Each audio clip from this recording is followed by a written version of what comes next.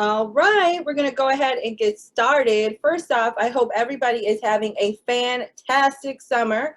I've got my summer girl outfit on right here, and I'm excited. It's super hot where I am, and I hope the weather is good where you are.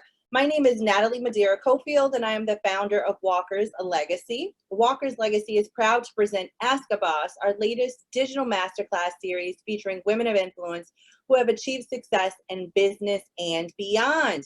Thank you for joining us for today's masterclass with Bea Dixon, founder of The Honey Pot. Named in honor of Madam C.J. Walker, Walker's Legacy was created with a mission to cultivate an ecosystem of access designed to inspire, equip, and engage a global network of professional and entrepreneurial women of color. You can learn more about Walker's Legacy by joining us online at www.walkerslegacy.com or visit us on any social media platform at Walker's Legacy. Before we get started, I'd like to say thank you to the Minority Business Development Agency for their continued partnership in helping to make Ask a Boss possible. So with that being said, let's go ahead and get started by introducing today's featured Ask a Boss expert and speaker, Beatrice Dixon. When she was younger, Beatrice Dixon suffered from a bacterial vaginosis for 8 months. One night, an ancestor gave her the ingredients to heal herself in a dream. From that insightful dream, she created the formula for a healthy, clean, feminine wash. In 2014, Dixon launched the Honey Pot Company, a plant-based feminine hygiene line created with a goal to provide women with a healthy alternative to feminine care that is free of chemicals, parabens, carcinogens, and sulfates. The rest is history. With expertise in pharmaceuticals, retail, and natural foods, Dixon has the insight and expertise to bring the innovative concepts of a plant-based feminine care system to the marketplace. Unlike mass market and conventional feminine care brands, consumers will be able to get all of their feminine care needs met under one brand, as the Honey Pot Company currently offers a feminine wash, wipes, tampons, pads, mommies-to-be products, and soon to be additional offerings in both the feminine hygiene and feminine care segments. Today, Honey Pot Company's products can be found online and in stores nationwide at Target, Walmart, Urban Outfitters, Walgreens, Bed Bath & Beyond, Wegmans, and Whole Foods, among other retailers. An empowering African-American female entrepreneur, Dixon has been a recipient of Sundial and Unilever's multi-million-dollar New Voices Fund and was one of the first 40 women of color to raise $1 million in venture capital. She has received several awards and was featured in many magazines and has been on many TV shows. Through her diverse background and experience, Dixon continues to make a mark in the world of natural health and retail with a truly revolutionary approach to feminine health and sexual wellness. I am excited to welcome Bea Dixon. Hi, Bea. Are you there? Let's get you on here. Can you hear me, Bea? Yeah, I can hear you now. Okay. It was hi. How are you doing? I'm doing really well. How are you?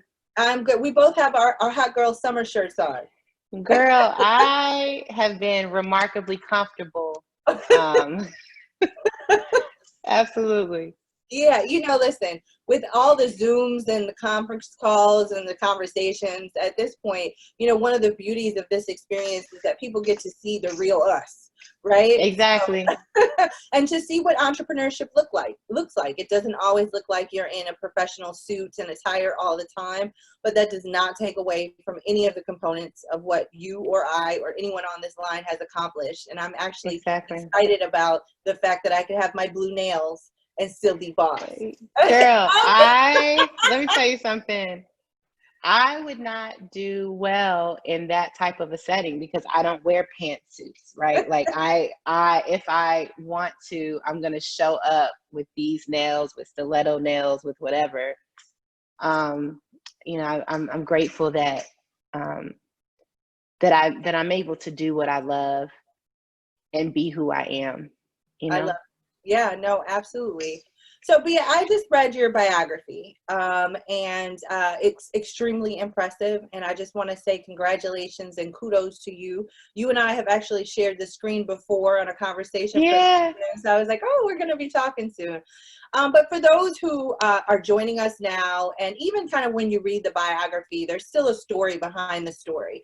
So talk to us a little bit about how this whole Honey Pot company came about, and more about your experience in starting the business. So I got started in the feminine hygiene business because I had problems with my own vagina.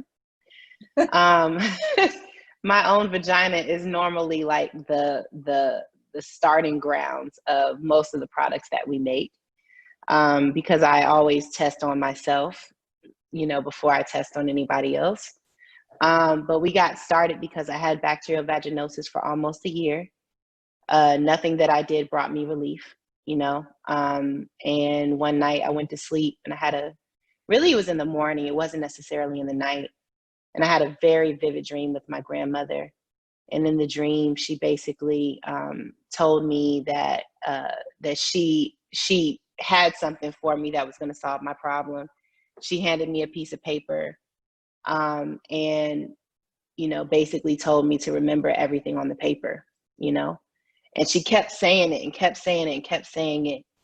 And then it was kind of like, look, I'm going to go soon, so you have to make sure you remember. And, and then she told me to wake up. And when I woke up, I remembered and I wrote it down and I made it, and then it worked. And that's really how my personal journey into feminine hygiene came to be. So a couple of things. One, I'm sure when you tell people that story, someone is kind of like, what is this woman talking about? Came to her in her dreams. But it sounds very reminiscent of another woman who a formula came to in her dreams, and that was Madam C.J. Walker.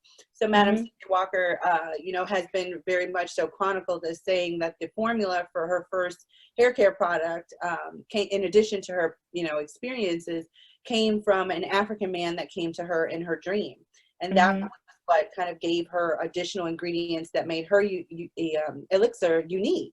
And so when I hear you say that, I hope that you know of that story. I'm sure you do. Yeah, I do. Okay. Yeah.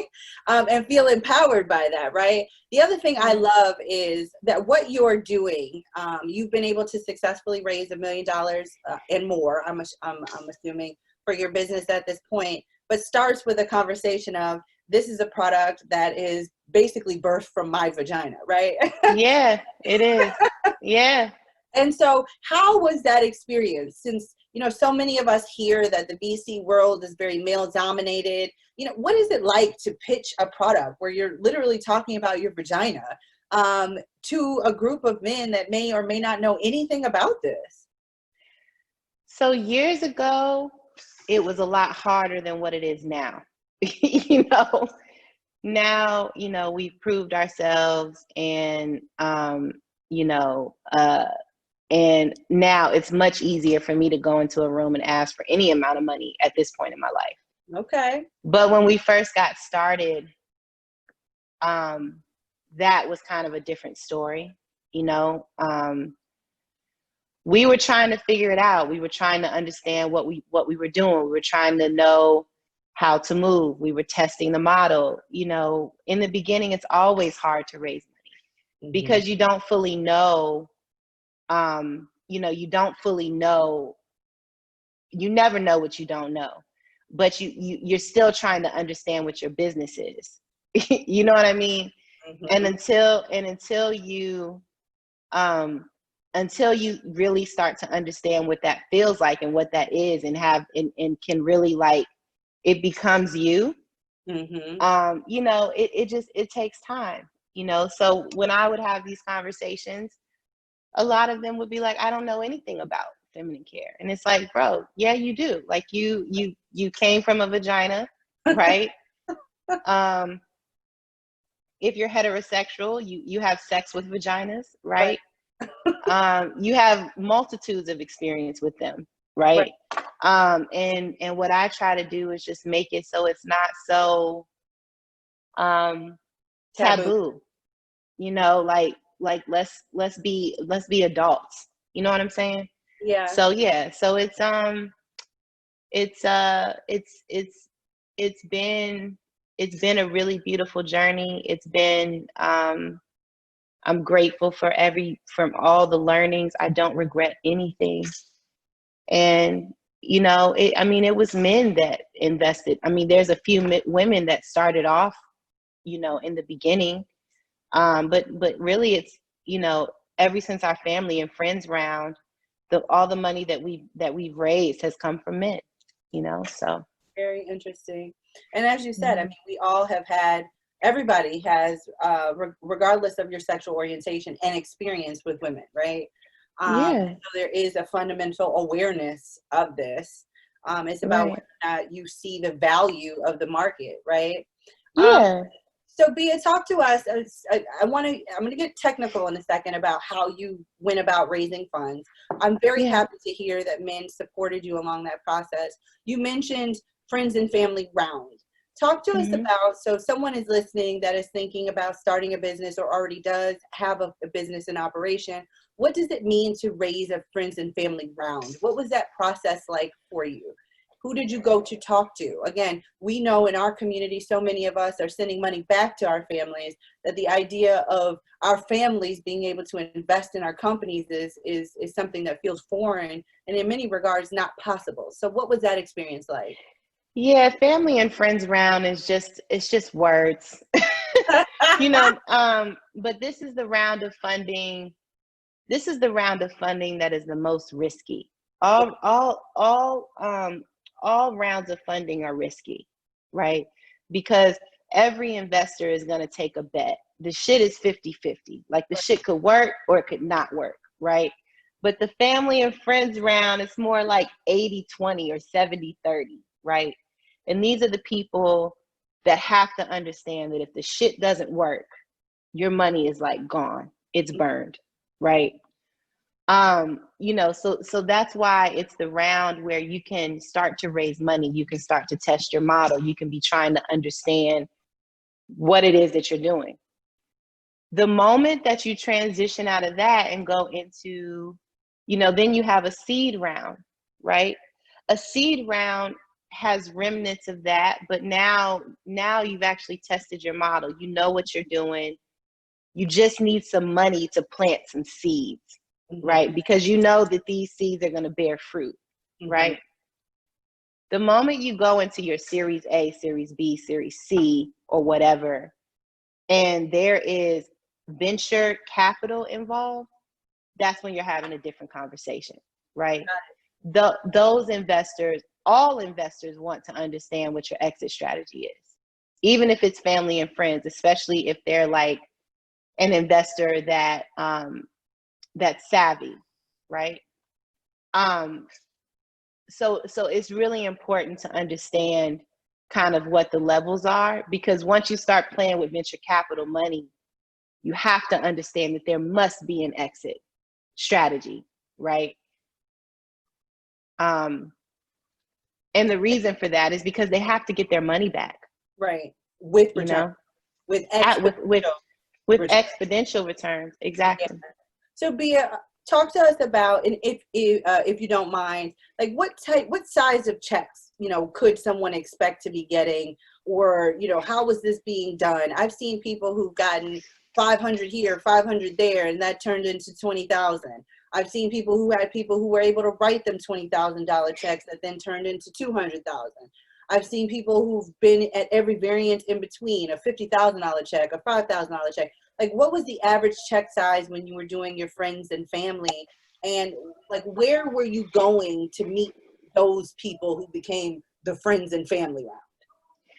Well, I'm really fortunate because my brother, co-founder Simon, is a certified accountant. Has went to like Bentley University, like got his master's degree in taxation and family planning and all that jazz, right? So he had his own private practice for years. Okay. Right. Which made it really easy for who uses an accountant like that, right? People typically that have money. Right. So that in our instance, that gave us access to capital. Okay. Right? Now everybody knows somebody that knows somebody that does a level of accounting, Okay. right? So that could be a really great place to start. Or maybe you know somebody that does financial planning, right? That could be a really great place to start when you're trying to put together a list of family and friends. Again, family and friends round doesn't really mean family and friends. But yeah, so for us, that's how we did it. And the average check size was like 50,000, 100,000 for us. You know, get it however you get it. It's just, if you have a bird's eye to the future and you know that your business is going somewhere, be leery of taking small checks. Okay. And understand the same amount of energy that it's going to take you to raise 100,000, it's going to take you to raise 1,000,000, right?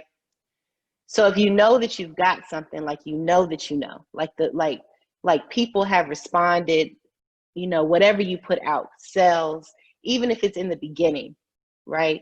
And people love it and they responded and they, you know, you very likely have something, right? So don't be afraid. Don't be afraid to want a bigger check size, because once you start to raise money, those investors are going to follow you. And you don't want to have to go to fucking 100 people to sign a document every time that you raise money, because that's what's going to happen. Right.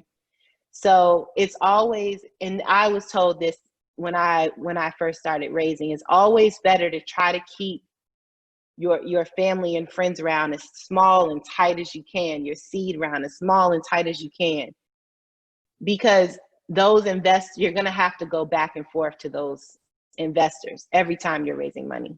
So let's kind of explain this a little bit more. So the angel round, friends and family round that you're talking about, Mm-hmm. those terms in some regards are can be used simultaneously or interchangeably, right?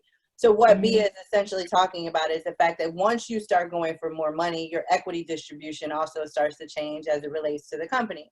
So the moment that you take some VC money, you could have said, oh, okay, give me $100,000 for, 1% of the company to an angel investor. And then a VC comes in and says, we're going to give you 2 million and we want 80% of the company, 50% of the company, 30% of the company, whatever that percentage is. Once you get all this down and all in play, you may be in a position where you own less percentage of the company than you initially endeavored to. So you also have to go back in partnership with the VC companies and the angel investors and your seed round investors to figure out what the new distribution is based off the new valuation. And in doing that, that's what Bea is talking about in terms of how many people you now have to go back and talk to say, okay, because you're essentially negotiating with them again, like these new terms, because it's changing. Real quick before you move on, Bea, I just want to let everyone know, if you have questions about any of this, please put it in the Q&A section and I'll make sure to ask. Bea, feel free to proceed. I'm sorry. And another thing to keep in mind, you guys, is when you're raising money, right, you have to understand how valuations are built, right? If your company has only made $20,000, right, and you're making a skincare product, right, the multiples on skincare are like a 3 to, on the lower, in the early years, especially when you're not making a lot of money, are like 3 to 4 times multiples, right? So if you've made 20,000 and you're trying to raise money, your company's really only worth $80 to $100,000 max. So you have to understand that, right? I don't suggest that people start to think about raising capital, quite honestly. And this is just my way. It's not gospel. It's none of that shit. But you just have to understand what's in your mind of what your company is worth. Mm-hmm. Throw that shit out the window, right? Because if you're dealing with a savvy investor, if your company has only made $100,000, maybe it's worth $500,000. Okay. Right? For you to get a 10x multiple, you would have had to have gone from like $20,000 in sales to like $200,000 in sales. the next year. Year over year growth is equated into how you grow, how much your company is worth. If you guys are not having year over year growth, like grow, then you got to look at your model. You shouldn't have stagnant years. So you shouldn't go from making 100,000 to 120,000 to 150,000. If you want to raise money, you have to go from like 20,000 to fucking 100,000 to 250,000 to 400,000 to 500,000 to 1 million. You understand what I'm saying? Because that is how investors calculate growth. If they're looking at your numbers in the past 3 years, you basically did the same amount of numbers, bitch. Your business isn't worth much. Honestly. Bea, I like the language, Bea, though. We have to record this, girl. I'm sorry. Don't do that to me. I want to police the language. Okay, well, I'm sorry. This is how I talk, sister. You asked me to be on here. This is who I am. You know what I mean? Yeah. Honestly, we have to understand this. We have to, right? And most people don't talk about this. Honestly, we don't, right? So you have to understand how valuations are built. Do not think that just because you have a business, right, that now it's time to raise money. It's time to raise money when you've got a really, really great problem, right? Honestly, figure out how to make $250,000 on your own. Because then when you walk into that room to pitch to that investor, you're looking them in the face and saying, look, I started my company 2 years ago. I figured out how to make $250,000 on my own, right? Which means that now if you had a 4x multiple, now you can say that your company's worth $1 million, right? And then if that's the case, then you might only want to raise 200,000 so that you're only selling off 20% of your company. So Bea, let's talk about that real quick, because that's a good point. Two things that came out of, and everybody appreciates your candor. So two things. I don't know how to be anything else but candor. And we are grateful for your time. So two things. One, you talked about kind of exponential growth. So what about the person that may not see that type of exponential growth? Like, what advice, not even just for positioning themselves for VC, right? But what advice could you give to them? Is this a place where coming into a small business loan or other types of financing may be beneficial to them? Because I think at the end of the day, like, we think about VC, it's so glamorized. It's like what everybody is now coming out the gate saying, I want to get investment. But there's so many other ways to capitalize a company that but one of the ways that only 0.05% of companies in the U.S. actually get to, right? Right. All businesses in the U.S. So there are so many other ways. What advice would you give them on that? And then I want to come back to that last question I have on the second part of your statement. Yeah. So in that instance, you need to make sure if your business isn't a business that's going to make millions of dollars, then you don't have a venture capital type of a business. Right? If your business isn't growing, scaling, selling, that might not be the best avenue for you, right? So the best, like you just said, the best avenue may be business loans, right? Maybe grants, maybe government contracts, right? And in that case, you have to put your hustle face on, and you have to make sure your credit is like top of the line, because the moment that you walk into the bank and you're Black, you're already down, right? You've already stepped in 3 to 10 levels down what you were before you walked in there. So you have to walk in there, and your stuff has to be so together. Yep. That it's almost undeniable. Like, they would have to look at you in your face and say, you're Black. That's why I'm not doing it. Right. So you have to have your shit together. You have to have your credit in line. You have to have your numbers in line. You have to know your business. And right. It would be ideal if you had if you have some sort of a, what's it called? What's it called when you own an asset? Yeah. You have to have assets if you want money from a bank, because they're not going to loan it to you. Even if you've got fucking remarkable credit, they are not going to loan it to you, right? Unless you got some assets to boot, right? Your credit is on point. If you were white, we'd be having a different conversation, but that's just not our reality. And we don't have time, you guys, to focus on the things that don't matter. We don't. This world was built on racism. It was built on it. Police system was built on racism, right? Too many people have died. Too much blood has been shed for us to change that.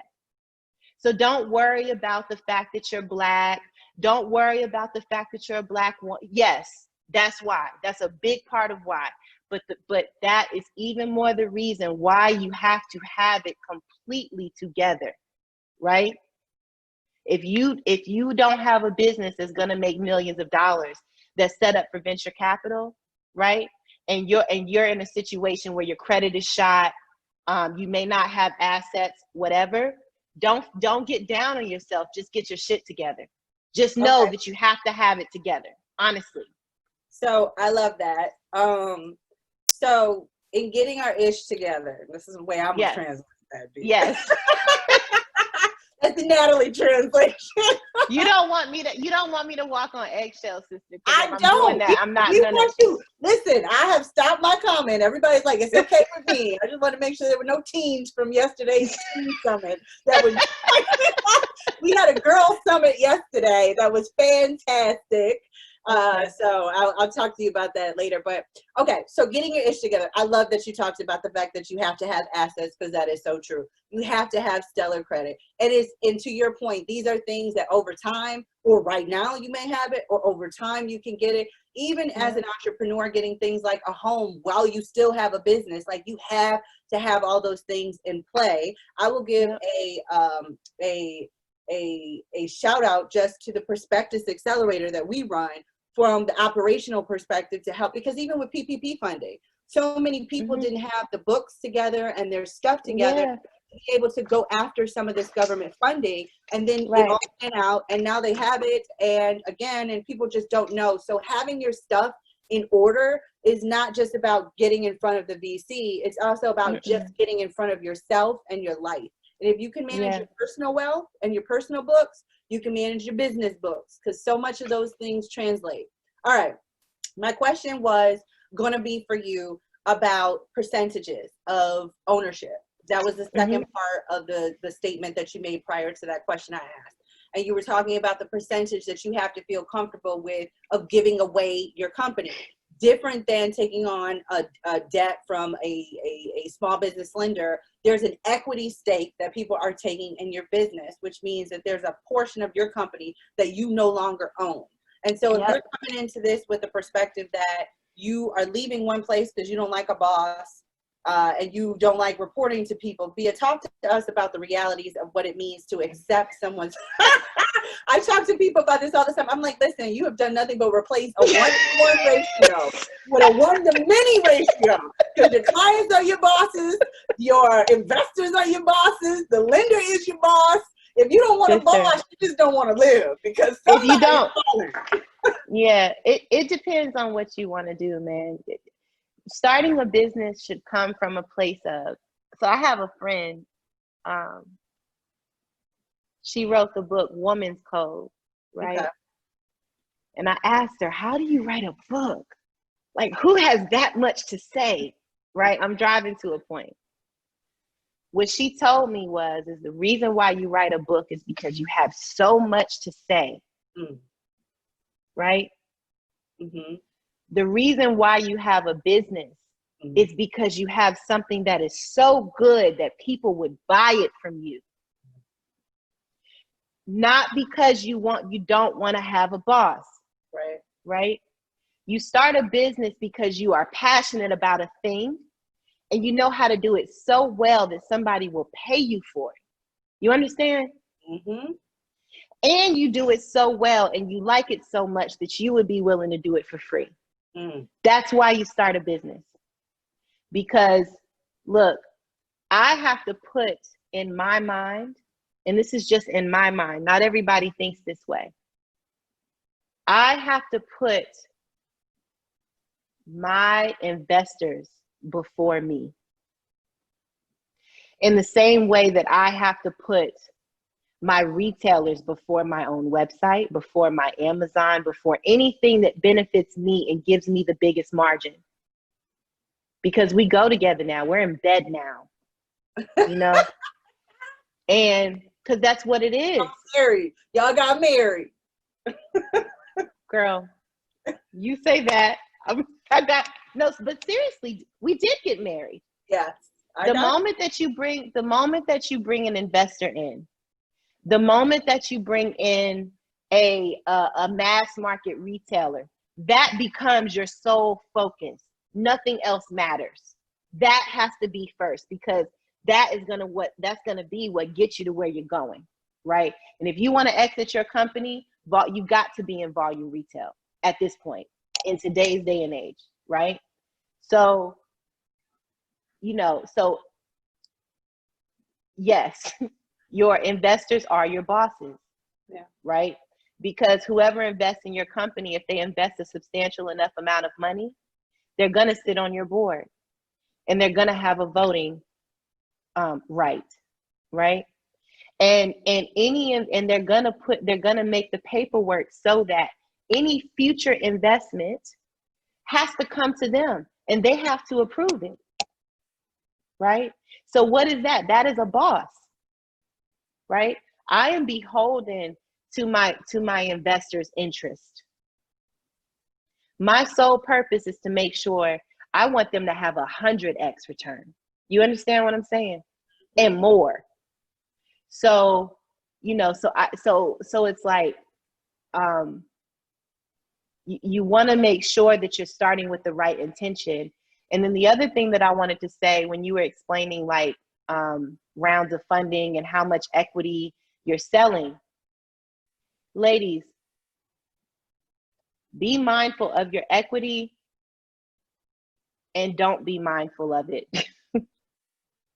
Understand how you want to grow is going to tell you how mindful. You want to be mindful of it, but you don't want to hold on to it so tight that you don't grow your company the way that you need to, so that you can get out of this game with wealth. That's what companies are for. They're not our kids. They don't love us, right? It's business, it's money, it's commerce, right? And so, in the beginning, you've made it to $250,000, but you feel like if you could just raise like $500,000, right? You could get to where you're going, and you can grow the company and do all this stuff, right? That's true, but understand the first monies that you bring in, you're selling off more of the company, and you're going to get to a place where you're going to need to sell a lot. You're going to need to raise a lot more money as you grow and as you scale. So you just want to be mindful of that. That you ask for the right amount of money on that first round, so you can get to where you're going. So Bea, I want to ask about that question. I'm going to ask about that question in a second, but just kind of in summating some of the gems that you've just dropped, right? So we jokingly talked about a marriage, but I talk a lot about the fact that your business partners they're your partners, right? You're legally bound to them, just like you're legally bound to your marriage. If you want to get out of that binding, there's a legal process, a formal legal process for that, and there's a asset distribution that it's the same. It's a very similar dynamic that happens. There's to your point, a need to go before and ask for, in some regards, a feeling of permission to bring other folks into the circumstance and things of that nature, which is very much so like being married. And that's for investors, but that's also for your business partners, right? So if you never done with investments and you had a business co-founder or a business partner that you had a legal contract with, you're still wedded to them for whatever period of time, unless you all dissolve that partnership, and that has business implications, right? Then the other piece of this is about the equity, which I love.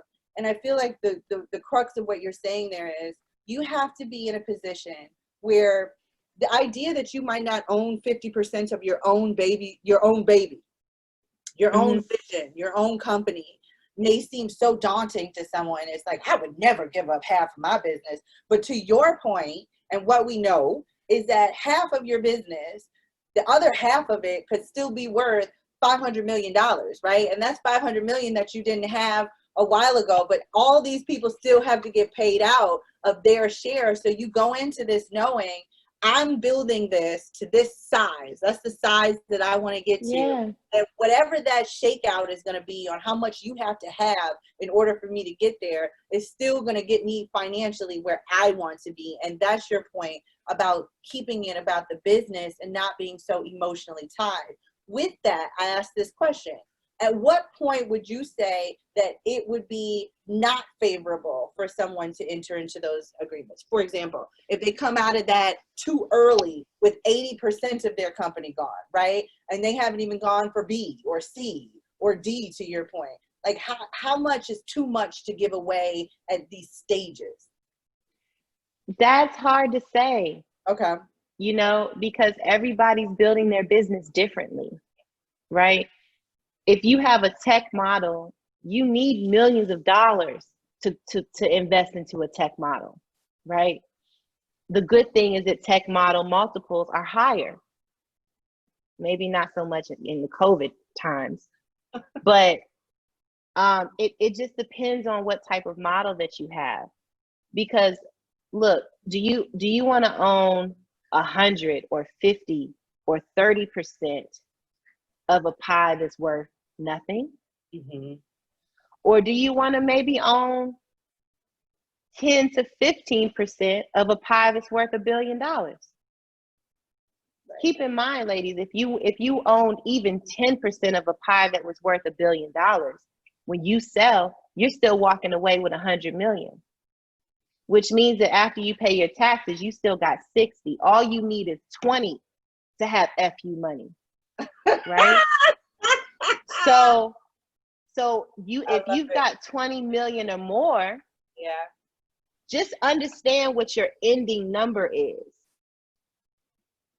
If you know what your it's so cliche, but that North Star shit is not, it's not a cliche. It is the most realist thing. Honestly, you have to know what is your goal, what is your North Star, where are you going, right? And you have to have it at the forefront of your mind, and you can't question it. You can't let people talk you out of it. You have to just push at it and give it so much. You have to give it almost everything that you have. Like, I have chills in my body because I know what that's like, because I do it every fucking day. I give this everything I got because I know what my number is when I'm done. You understand what I'm saying? Yeah. In my mind, I know what that number is. Whether I get there, for me, I'm getting there. Right. You are getting right there. So it's like, if you know that your number is, say, 20 million, right? When you're said and done, when you sell your company, because you guys, I'm telling you, if you have a consumer packaged goods company, do not think that you do not want to sell. If you do that, you are fucking hustling backwards. You are not selling out. If you can sell your company, right? Guess what you can do? You can start other businesses. You can invest in your family. You can invest in your community. You can do so much. If you did it once, you can do it again. You understand what I'm saying? So how much is too much? That I can't say that, because for me, I know what it's going to take to get to where I have to go. And I may not own 20% I may not own 15% of my company by the time I'm done doing that. But if I make my company worth so much money, it doesn't really matter. You know what I mean? That's the thing that you have to have in your head. You have to know what your strategy is, how you are exiting, where you're going, right? You have to know that so that you can punch that shit into the GPS system to figure out the road on how you're going to get there. You know? Yes. Okay, I have a question for you, Bea. 2. Yeah. Again, you keep spinning these gems. All right. Talk to us about, you talked about like just the motivation, just all that it takes, right? And I know that firsthand. But talk to us about a no that you've gotten and how it made, like how you overcame that experience. Because so many of the people who are watching or will be watching this at some period of time, like we know that you have arrived at a certain stage, right? And for many women, as you know, we're still like at 40 Black women that have, you know, received $1 million worth of investment. The larger bulk of them have not yet gotten there. I don't want to say are not going to get there. They have not yet gotten there. And so they're hearing a bunch of no's, as I'm sure you heard as well. Like, how did you navigate your way, through that no experience? And then I have another question for you at the end of that. So a great way to navigate a no when you're raising capital is to keep in touch with the investor, right? So if it's an investor that you know that you want, especially once you get into this venture capital world, right? Understand that you have to make an agreement with yourself. You have to make an agreement with yourself that you're going to get this money, which means that your company has to be successful, right? Which means that the no has to turn into a yes, right?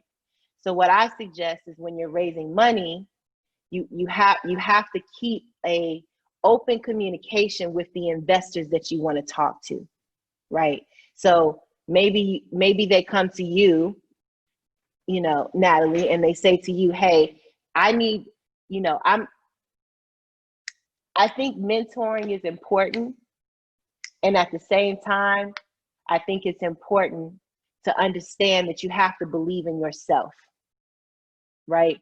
I think mentoring has a place, but you have to be so strong in your mind.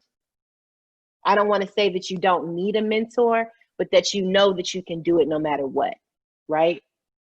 So when you get the no from the investor that you want, then you want to say to that investor, look, I want to talk to you once a month or once a quarter, right? Because I want to show you that I'm willing to do whatever it takes to get that no to a yes, right?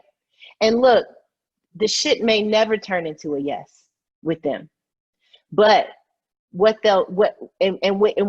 you follow up with them every month, you want to be hitting them up like, look, I went from this to this number, right? I went from like 100,000 a month to like 200,000 a month, or hey, I just got into this retailer. You want to make sure that you have objectives so that you are just like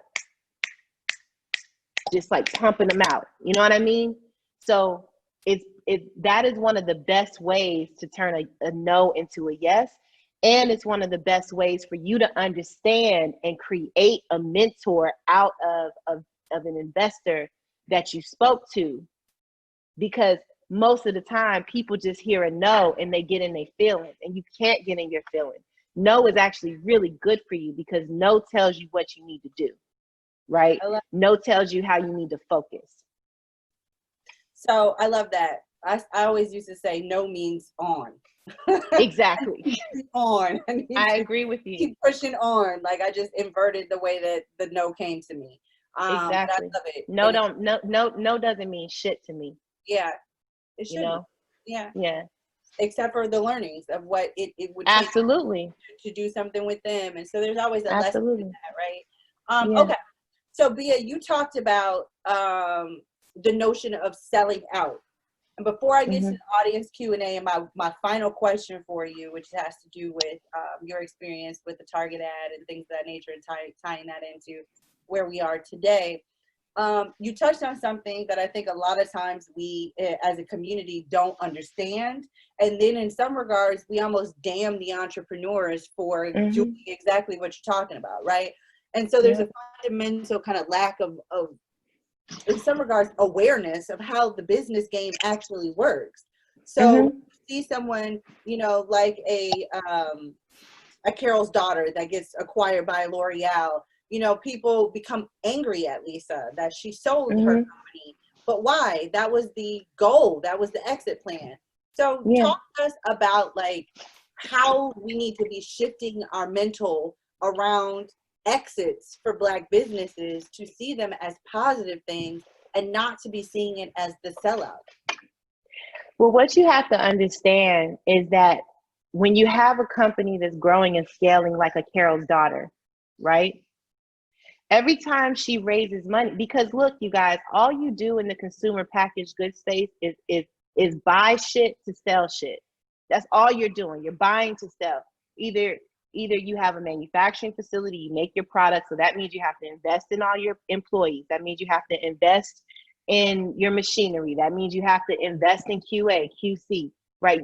You haven't even gotten to your product yet. You have to invest in bottles and caps and labels and all of these like little bells and whistles of shit that you wouldn't even know that you had to even think of buying, right? Or you could be like me. I use contract manufacturers, right? But I still am buying my product for a number and then I'm selling it for a number. So once I buy that product for a number, I sell it for a number, I may make after everything's said and done, I may make a 30 to 40% margin, right? Now that 30 or 40% margin has to now feed my employees. It has to do that little 30, 40, 50, 60% sometimes maybe. That's how I have to operate my business, right? And then now let's layer in, I'm not going to get paid from my retailer until net 30, 45, 60, and 90, because all of my retailers are set up like that, right? So if I have a $2 million month or a $3 million month, I don't see that money until 90 days from now. Yeah. So I'm constantly trying to, and then if my sales go up on my website or my sales increase, like what's happening in retail, right? I'm getting projections from my retailers, forecasts from my retailers that will say one number. And then when they order, it's like 6x of what they said they were going to order the week before. You think I can say to my retailer, I can't send your order? I have to support that order, right? So now what's happened, because I want you guys to understand the levels of this. Now what's happened is I sold 6 times what I thought I was going to sell, right? So now I got to go make 10 times more inventory because now this is my new forecast. Who has the money to do that? Right? So that's what you get investment dollars for, so that you set yourself up with money, right? So you're not constantly chasing your accounts payable or accounts receivable, excuse me, right? If you don't raise money, you can't scale and grow your business in this scenario. It's just impossible. So your business is going to go down into the ground, right? Or you're just going to constantly live in stress and fear and anxiety. A. B, every time you raise capital, you're selling off equity. You do not get rich as a founder. It just doesn't happen. You guys, a $250,000 salary does not look like what you think it looks like. $100,000 does not look like what you think it looked like. $400,000 salary does not look like what you think it looks like. All you're doing is paying more taxes. So as a founder, I may make a good salary with air quotes around it, right? I may make a 6-figure salary every year, but when you're making 6-figure salaries, you live a 6-figure life. The only way that you are going to attain wealth, like real wealth, like what you did was worth it, is if you sell your company. That's how you're going to get to your bread. And the last thing I'll say, your equity doesn't mean shit until you sell it. It's a number on a piece of paper. It's a figment of everybody's imagination, right? If you want to get to wealth, we have been conditioned to think the way that we think, you guys. You have to understand that. You have to. Being Black women, that's fucking conditioning, bro. We've been conditioned. Look, whites have been conditioned in a certain way, right? That they, in their, for so long, their race has been superior, right? Their women are held close and dear, right? This is how this country was built. You're not going to change that, right? You have to get out of the conditioning wheel, right? And get focused on the shit that matters. And what matters is that you can exit your company, that you can walk away with money, that you can invest in your community if that's what you want to do, that you can take care of your family, right? Because your business is not, it's you guys, businesses are cool. Don't make me wrong. Honey Pot is my life's work. But this shit has got to go. I understand. You have to understand that, because I'm not gonna get, what am I doing all this for? Right. What am I gonna break my back for? Right? What am I gonna go through all of this stress for? So that I can make $1 million W-2. What is $1 million? $1 million ain't shit. What's that gonna do for me? You know? So you have to understand the game. You don't see Black women doing it because they don't want you to see Black women doing it. They want you to think that that's selling out. Bea, here's a question for you that I think is applicable to some of the stuff that you just mentioned from Krista Bly. As a successful businesswoman, how do you manage the strong, aggressive woman stereotype that many of us experience? I don't care about it. I don't care about stereotypes. I don't care about race. I don't care about gender. I don't care. I don't give energy to the narrative of me being a successful Black owned. I don't give energy to that. Right? If I was white or if I was a man and I had a penis, nobody would be asking me or asking us those dumbass questions. They just wouldn't. It doesn't, look, I have the best, sister, I have the best selling feminine care product on the fucking market. Does it matter that I'm Black? Does it matter that I'm a woman? It doesn't matter. That's all that matters. Yeah. So don't care about the statistics. Do not give energy to this race card thing. Just be good at what you do. Be so good at it and do it so well. That is the only thing that matters. Do not get caught up in the fucking hustle and the narrative and the conditioning, because that, you guys, is still conditioning. So Bea, first off, I'm sure if we could all hear, everybody is like, yes, amen, hallelujah. I mean, I'm seeing it coming through in the quotes. So I'm going to say it for y'all. Yes. Okay. But question for you. Actually, I just had this question, and it was going to be, oh, darn, I had it in my head, Bea. I just had it in my head. Let me say one more thing. You guys see my passion? Because this shit is life or death, bro. We have to get out of this wheel. We can't jump into this bandwagon of, you know, of diversity, inclusion, and equity, and all those. We have to understand, just do your shit well and execute and get your money, and so you can get your comfortable life and do what you need to do, right?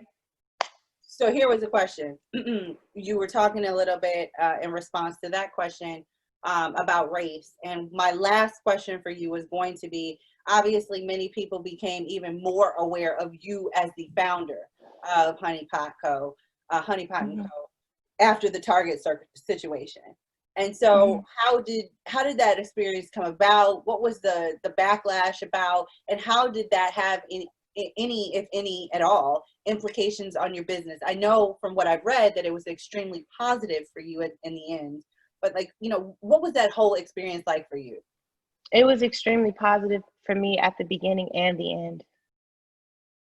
None of what happened with that Target commercial or the people that had whatever they had to say, none of it was bad. None of it was negative to me. None of it brought me down, right? All of it was positive. All of that had to happen for me to be having this conversation with you right now. So I am eternally grateful for all of that whole scenario.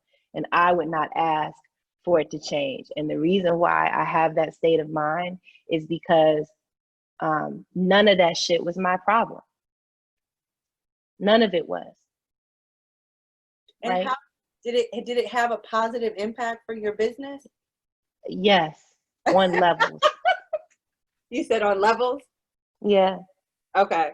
All right, Yeah. Bea.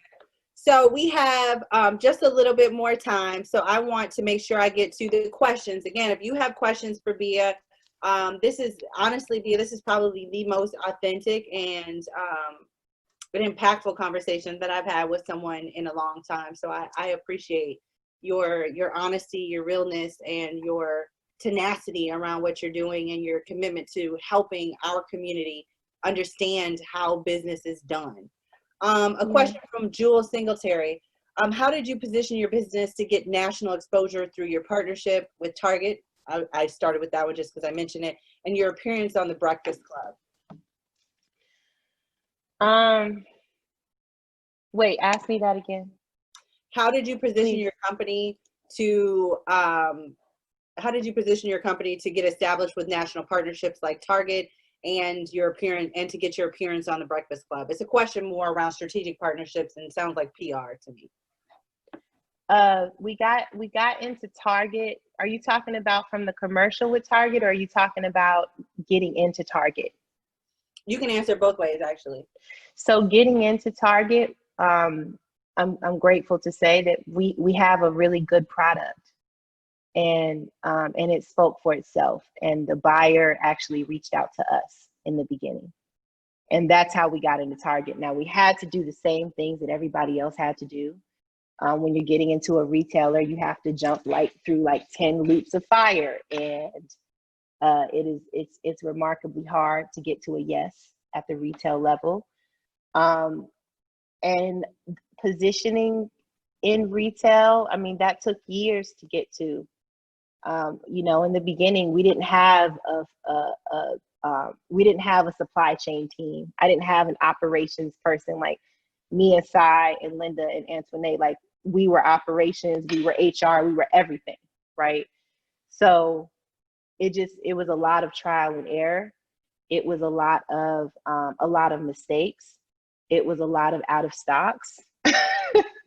And eventually, once your company is making the right amount of money, then you're able to hire the team that understands how to manage a supply chain. But it just takes time, But if you get in, just do everything that you can to make your product move on the shelf. Because if it's moving on the shelf, they're not going to be so quick. Even if there's issues at the shelf, they're not going to be so quick to take you off the shelf, right? So I think that that's one of the biggest ways to make sure that you're remaining relevant, and to make sure that you can maintain that relationship is think of how you manage your supply chain if you have a digital business, right? You have to make sure that you have product, right? That just make that your sole focus. Even if you think that you don't know how to do it, right? Just make sure that you have enough product, even if you feel like you're over ordering or whatever. And then with the commercial, they were shooting a commercial for Women's History Month and Black History Month, like concurrently. And they wanted to highlight a Black woman-owned business, and I had to interview with multiple Black-owned, women-owned businesses, and we were just really fortunate to be the ones that they chose. And then what was the last part of the question? It was a question about how'd you get on the Breakfast Club? We got on the Breakfast Club. That was press. I mean, that was because we went viral, and when you go viral like that, that's why I hope that happens to all of you guys. I hope that you can go viral that way. Like, and when you do, not if you do, but when you do, Understand what you own and what you don't own, right? You can't own what somebody thinks of you. You can't own racist comments. If somebody says that you're racist and you know that you're not, stick by that, right? Focus on what you can control and what you can't. And if you can't, don't take it on. Just remain neutral, right? But we got on the Breakfast Club because we went viral. And when you go viral, all the press, all the different types of press, whether it's a talk show or a radio show or whatever, everybody just wants to bring you on because they want that viral activity. They want those eyeballs. Got it. So, Bea, I want to be respectful of your time. I also want to respect those who are joining us. I know we were supposed to close at 1. We got started about 5 minutes late. This is going to be the last. If you want, you can just ask another question. Yeah, so this is going to be the last question for you. And let me just see which one I want to pick here. And this is not because, it's a question about, actually, I like this question. Ebony Carter asks, this is an awesome dates first. This is an awesome conversation as you all are talking about the investors being your boss and how you're putting your retailers and investors before your own website, etc. Does that take away from the joy of owning your own business? Absolutely not, because it's just a part of the process. The joy in owning my own business is for me to get to the exit, right? I got to get to my exit. You guys, one thing you have to understand, if you talk to anybody that knows me, I don't celebrate shit. So if we get into a big retailer, I'm not celebrating it. I think it's cool, it's great. And you may not agree with this, Natalie, but this is just how I am, right? For me, I will celebrate when I execute on my goal. That's how I think, right? So everything that happens between now and then is just getting me to my goal. This is my way, So whatever happens, I'm here for it, right? As long as it's getting to the goal, honestly. And once I get to that goal, then we going out for champagne. Like we're like in St. Bart somewhere in a house chilling. You understand what I'm saying? But until I get there, for me, if I'm honest, nothing else matters until that happens, So even if something gets me down for a second, I'm out of that frame of mind because it's like, well, this must have just been in the GPS system. This just must have been the street I was supposed to go down. You know what I'm saying?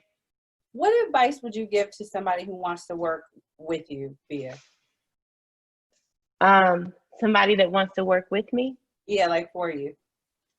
With me. Nobody works for me. Everybody works with me. I said with you. I don't know. make sure it's your skill set, man. Because I don't. That's what I hire for. I need assassins. I need ninjas. I understand. Yeah. I need like, how the emperor has his ninjas and his assassins. Like that's all I want. Cause I gotta get this moving. Yeah. I think sometimes people don't really understand. They fall so in love with the idea of what the business does and like, but they don't understand the veracity for which you have to go after this every single day to keep it afloat and to make it something that actually has the ability to give people a living wage, a job, or whatever. And so that may manifest itself as feeling like it's too hard or they're being, but it's like, this is like what I have. This is it. Right. And this is a shielding that you're experiencing because I'm on the front lines with this. Yeah. So I can just imagine someone being in an environment, working with a startup, working with an entrepreneur and working closely with them has to have the same type of tenacity to get ish done. That's all that the founder is focused on. It's just to get it done because they have to survive. This is a survival moment. And for all of us who are listening and who are on the call, we're all living in the survival moment of COVID, right? And made the stakes so much higher, and it made the dynamic that much more significant. And it's not that one would ever be intentional about trying to make someone not want to be there. It's about the fact that, to your point, the skill set is necessary because I don't have the money or the time to lose. Or the time, I don't. And I've just put too much in. I understand. I've given too much. Too many people that work with me have given too much. My brother sleeps at the office. He does not. He gets, if a fucking a cold comes through, I'm gonna take that. But up until now, he's gotten it because he gives it everything, right? Yep. I don't unsee that. Yep. It has to be worth it. I mean, me, Linda, all the first 4 people that were within this company, we didn't get paid a penny. I didn't start getting paid money, you guys, until 2018. I've been doing this since 2012. I don't have time, man. I listen. I try to tell people the way that entrepreneurship is glamorized is not consistent with the type of sacrifices that you're going to have to make in the beginning. And I think until the end, sister, the sacrifices that yeah. Awesome. Bea, you are a gem. It is an honor. I can't wait to have the opportunity to meet you in person. I am so grateful that you have taken time out of your day to share your knowledge, your insight, and your wisdom with us. I want to do a closing here, but again, I'm going to just say what I see in the chat box and what I know people are doing at their homes, which is, yes, I'm going to say it again. Thank you. Everything that I have seen has just reiterated that you are absolutely amazing. I know that you may say you don't want to celebrate your wins, but I want to let you know that we are celebrating you. Is there anything that we can do to support you? Honestly, like, send me if you have the money to buy our products, buy them. But if you don't, just send me a good energy, man. That's plenty. So thank you for the I'm grateful that you asked me to be here and that you all wanted to hear from me. Absolutely. So I'm going to close out by just saying again, Bea, thank you for joining us today and for sharing your story with our Walker's Legacy community. Walker's Legacy program looks to keep insightful, meaningful opportunities for conversation at the forefront for women of color. We hope you found that today during this special hangout and this special conversation with Bea Dixon. We look forward to seeing you at upcoming events. Arlen Hamilton, I'm sure, Bea, you know who she is, so we may get some yeses on that. I think we will. I think you will. We'll be joining us, I think we will, on July 24th. And look out for future events happening on Zoom, formally happening in your city. Visit us at walkerslegacy.com. Thank you all so much and have a fantastic weekend. Thank you again, Bea. Bye-bye. Thank you, Natalie. See you.